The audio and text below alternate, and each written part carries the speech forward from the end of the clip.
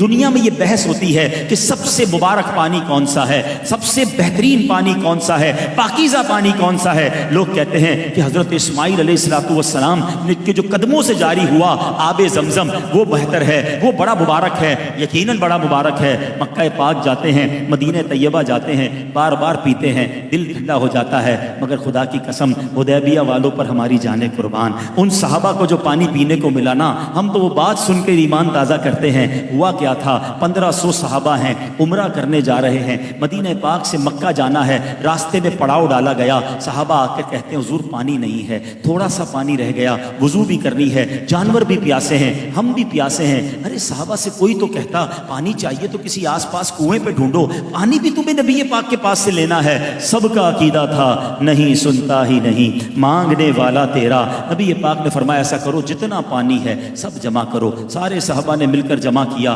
روایت کے الفاظ ہیں ایک برتن بھی پورا نہیں بھرا، یعنی سب نے اپنی چھاگل اپنے تھرموس کہہ لیں سب ڈالے، اتنے سارے صحابہ سے ملا کر بھی اتنا پانی نہیں تھا کہ ایک پورا برتن بھرتا۔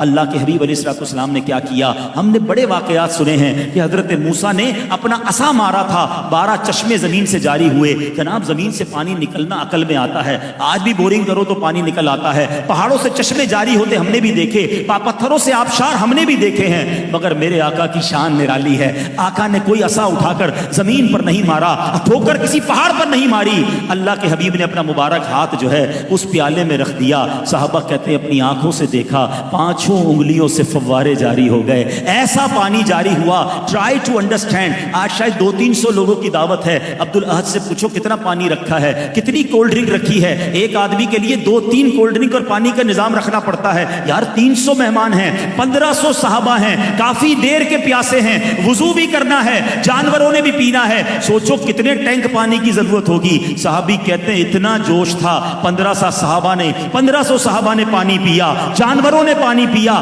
برتن بھر لیے، اور کہتے ہیں اللہ کی قسم اتنا جوش تھا 1,00,000 صحابہ ہوتے وہ بھی سب کو پورا ہو جاتا۔ اب میرے آقا ایسا معجزہ دکھائیں تو بریلی کے تاجدار کا قلم کیسے خاموش رہے۔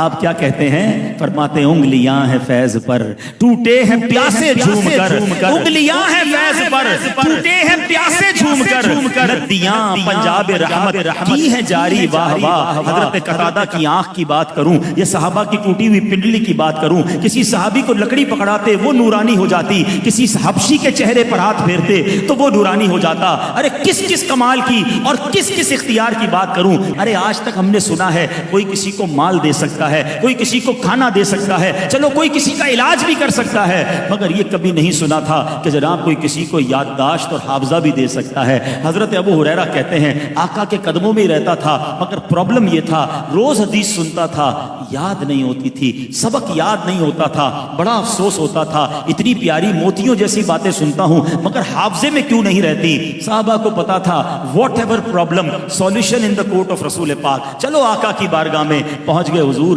مجھے کچھ یاد نہیں رہتا، حضور میرا حافظہ بڑا کمزور ہے۔ اب ذرا حدیث کے الفاظ سنیے گا، آقا نے کہا ابو ہریرہ اپنا دامن پھیلاؤ، اپنی چادر پھیلاؤ۔ کہتے میں نے آقا کی بارگاہ میں چادر پھیلائی، نبی پاک نے ان سین، ہاتھ میں کچھ نظر نہیں آ رہا تھا، مگر آقا علیہ السلام نے اپنی مٹھی میری چادر میں کھول دی، فرمایا ابو ہریرہ اس چادر کو سینے پہ لگا لو۔ ہم جیسا کوئی مطلبی آدمی دنیاوی آدمی ہوتا تو کہتا حضرت کچھ ڈالے تو صحیح، نظر تو کچھ نہیں آ رہا، کہہ رہے لے جاؤ، میں نے تو اتنی محبت سے آپ کے پاس دور سے آیا تھا۔ صحابی کا عقیدہ دیکھو، کہتے میں نے چادر سینے سے لگا لی، وہ دن تھا اور آج کا دن ہے، آقا جو فرماتے مجھے یاد ہو جاتا ہے۔ اور اس کا مظہر پتہ ہے کیا ہے، علماء بیٹھے ہیں، سارے صحابہ میں جس صحابی نے سب سے زیادہ حدیث روایت کی نا وہ حضرت ابو ہریرہ رضی اللہ تعالیٰ عنہ ہیں، یعنی اس سے پہلے انہیں یاد کچھ نہیں ہوتا تھا، اور آقا نے وہ عطا فرما دیا کہ اب جو نبی پاک فرماتے انہیں یاد ہو جایا کرتا۔